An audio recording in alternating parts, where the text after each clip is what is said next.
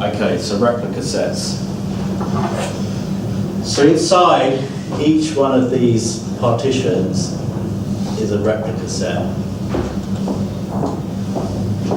So the system is made up of multiple partitions, and then it's broken down again into replicas.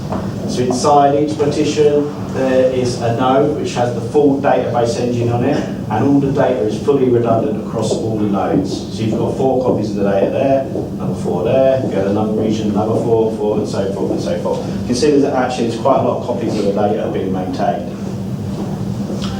Within the replica set, each replica has a role. For the most of the time that role is static, but the distributed systems are designed to fail. So sometimes the roles will switch around, but only when there's a failure. But for now we can think of them as static. So we have within CosmosDB, one is a leader. The drawing is too small. And then we have 3 followers. And one of them has a dual role, a follower and forwarder, FF.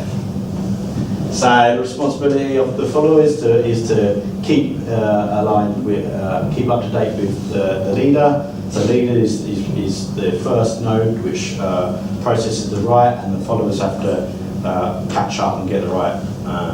And then the forwarder is responsible for letting the other partition sets know there's new data in the system, you guys need to catch up. And therefore the forwarder will replicate its data to the leader on this side, and so forth. So the data is eventually consistent across the whole system.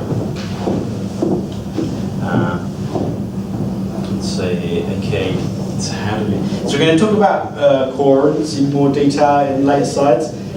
So essentially, when you need to make a write to one of these replica sets, you need to have at least a majority quorum to acknowledge the write for it to be committed to the system. So you don't just write to one, you always write to a cluster of them. And same on the read side. So on the read side, depending on your consistency level, you may need to access many of the replicas, or you may need to access one. And we'll look at that in a bit more detail later on in the slides.